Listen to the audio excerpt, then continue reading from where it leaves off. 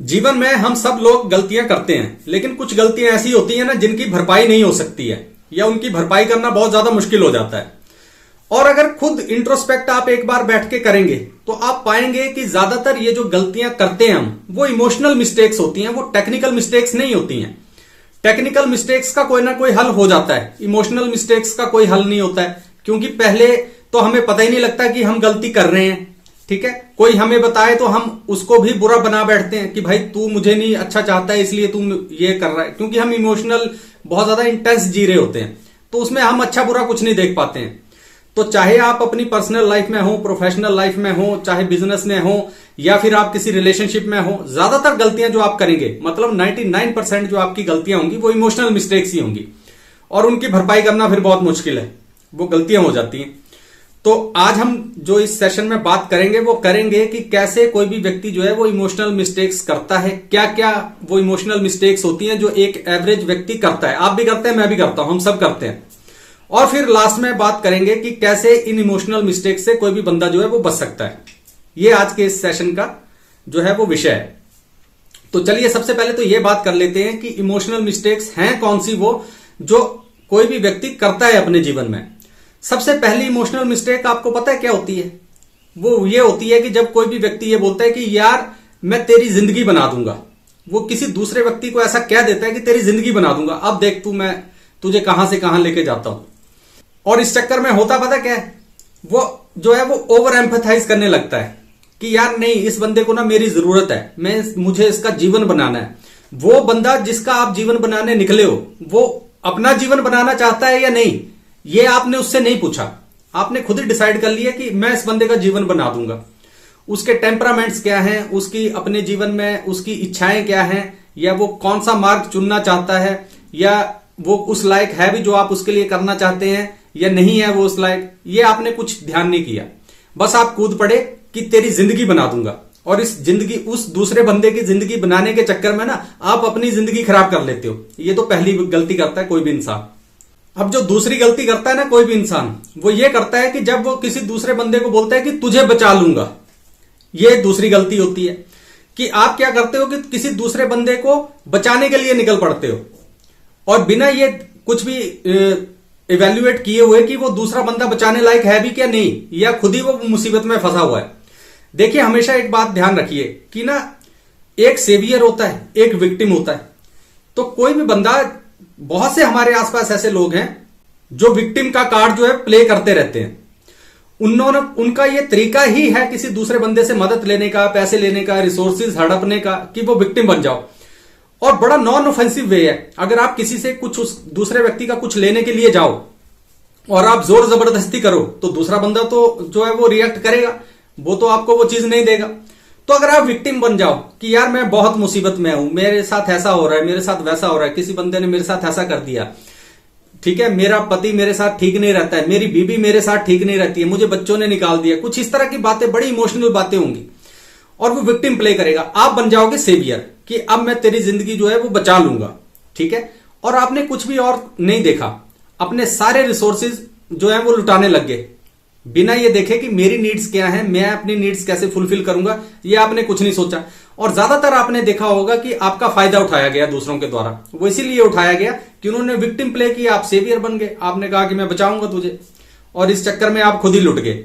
ये दूसरी गलती है, और बहुत आम गलतियां हैं ये, जो हर एक इंसान करता है, ये दूसरी गलती है। अब इसके बाद जो तीसरी गलती करते हैं ना कोई भी इंसान, वो करता है कि तुझे दिखा दूंगा, कि जब भी हमें कहीं कुछ ऐसा लगता है, कहीं किसी के साथ कोई ईगो क्लैश हो गया, किसी से हम जेलसी फील करते हैं, या किसी को हम नीचा दिखाना चाहते हैं, तो हम कहते हैं कि भाई अब देखना, अब तुझे दिखाऊंगा कि मैं क्या चीज हूं, ठीक है। इस चक्कर में होता पता क्या है, आप ओवर स्ट्रेच करते हैं खुद को, अपने रिसोर्सिस को, हर एक चीज आप ओवर स्ट्रेच करते हैं।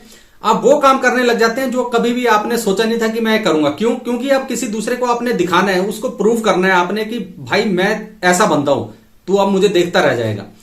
इस चक्कर में भी कोई भी एक आम इंसान जो है ना, वो अपना बहुत ज्यादा नुकसान करवा बैठता है, और खासकर तब जिसको आप दिखाने जा रहे हो उसको कोई फर्क ही नहीं पड़ता है, करता रहे जो करना है, उसको मतलब ही नहीं है, बल्कि वो अंदर अंदर खुश हो रहा है कि बेवकूफ बन गया। अब बेवकूफ बन के अपने जितने रिसोर्सेज हैं, अपना दिमाग है, अपना समय है, ठीक है, अपना कुछ और रिसोर्स है उसको बर्बाद करी जा रहा है, वो मजे से हंस रहा है, मजे ले रहा है, और आपको दिखाने के लिए कभी कभी वो ऐसा भी आपको दिखाएगा कि नहीं मुझे इफेक्ट हो रहा है। ठीक है, वो इसलिए कि आप मोटिवेटेड रहो, जिस आप रॉन्ग पाथ पे जा रहे हो उस रॉन्ग पाथ को आप और ज्यादा इंटेंसिटी के साथ परफॉर्म करो, उस पर और ज्यादा अच्छे मोटिवेशन के साथ आगे बढ़ो। तो ये जो दिखाने वाला कॉन्सेप्ट है ना, ये भी किसी इंसान को जो है वो बहुत परेशान करता है। तो ये 3 तो ऐसी चीजें हैं जो आपको बहुत ज्यादा परेशान करेंगी। इसके साथ ही लेकिन एक चीज और भी ऐड कर लीजिए, और वो होती है कि अब लोग क्या कहेंगे। ये चौथी चीज है जो गलती करते हैं। और जब आप ये सोच लेते हो कि जब आप ये देखते हो कि यार दूसरे की जो ओपिनियंस है वो मैटर करती हैं मेरी लाइफ में बहुत ज्यादा, तो आप कुछ ऐसे काम करने लग जाते हो कि जो गलत होते हैं। और सबसे बड़ी बात क्या होती है कि आप उन गलत कामों को करना छोड़ भी नहीं सकते हो। क्यों? क्योंकि आपको यह लगता है कि यार अब छोड़ दिया तो अब मुझे लोग क्या कहेंगे, मुझे लोग कहेंगे कि इसमें दम ही नहीं था, मुझे लोग कहेंगे कि ये तो आधी अधूरी बात करता है, इसमें कोई कैरेक्टर नहीं है, इसका कोई सब्सटेंस नहीं है। ठीक है, तो आप वो सारे काम करने लग जाते हो। बोलने का मतलब ये है कि जब आप ये कह लेते हो कि अब लोग क्या कहेंगे, तो आप जो गलत काम कर रहे थे उसे करते चले जाते हो, उस विशियस साइकिल को छोड़ नहीं पाते हो। ठीक है, जो रायता फैला रहे थे फैलाते चले जाते हो, और अगर समझ आ रहा है तब भी करते चले जाते हो, क्योंकि अब वो आपका ईगो का इशू बन गया है, अब समाज में आपकी रिस्पेक्ट का इशू बन गया हुआ है, और उस बोझ को आप ढोते चले जाते हो पता होने के बावजूद भी। तो ये 4 गलतियां ऐसी हैं जो कोई भी इंसान जो है ना वो अपने जीवन में करता है, और ये अगर इन सारी गलतियों का आप रूट कॉज ढूंढोगे तो वो सारी इमोशनल है, कोई भी लॉजिकल चीज नहीं है। तो इस सारी बातों का निष्कर्ष ये निकलता है कि भाई इंसान जो अपने जीवन में 99% गलतियां करता है वो इमोशनल मिस्टेक्स होती हैं, वो लॉजिकल मिस्टेक्स नहीं होती हैं। ठीक है, तो ये आपने ध्यान रखना है। ये तो आपने गलतियां समझ लिया, बात आती है लेकिन भाई इनसे बचें कैसे। बचने का बहुत ही सरल उपाय है, बहुत सीधा और सरल उपाय है, और वो ये है कि कभी भी कोई भी काम अपने जीवन में इमोशनल होकर ना करें, कोई भी डिसीजन इमोशनल होकर ना लें। जब भी कभी आपको लगे कि मैं बहुत ज्यादा इमोशनल फील कर रहा हूं, बहुत इंटेंस है मेरे आसपास के इमोशंस या सिचुएशंस, तो कुछ समय के लिए खुद को उस स्थिति से बाहर रखिए, दूर रखिए। वो 1 दिन भी हो सकता है, वो दूरी 1 दिन की दूरी हो सकती है, 10 दिन की हो सकती है, 1 महीने की हो सकती है, 1 साल की हो सकती है, कोई भी टाइम लिमिट हो सकता है। जितना बड़ा मुद्दा होगा उतना स्लो आपको काम करना है, और बहुत धीरे धीरे सब कुछ जांच परख कर आपको कदम उठाने हैं। किसी भी चीज में इमोशनल होकर कूद नहीं पड़ना है आपने। ठीक है, कोई कमिटमेंट्स नहीं कर देनी है अपनी लाइफ में ऐसे ही बिना आगे पीछे का सोचे हुए। तो यही एक तरीका है कि इमोशनल होकर अपना काम, कोई भी डिसीजन नहीं लेना है, वैल्यू बेस्ड डिसीजन लेना है, बल्कि वो डिसीजंस लेने हैं जो एक ग्रेटर गुड में लिए गए डिसीजंस हो। जरूरी नहीं है वो डिसीजंस आपके लोग पसंद करें, लेकिन वो सबके फायदे में होंगे। डाउन द लाइन कुछ महीने कुछ सालों के बाद जब उनका असर दिखेगा तो हर एक लोग कहेंगे कि नहीं यार आपने अच्छा डिसीजन लिया था, उस वक्त तो ये गलत लग रहा था लेकिन अब ठीक है। और उसकी वजह ये होती है कि बहुत सोच समझकर वो डिसीजन लिया गया था, सारे पक्षों को समझते हुए।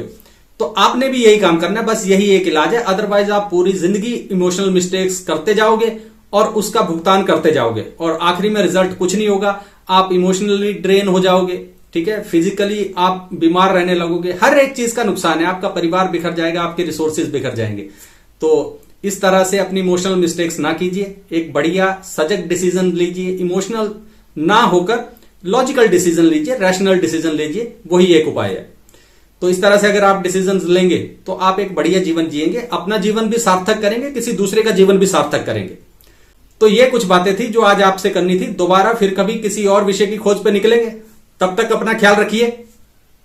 नमस्कार।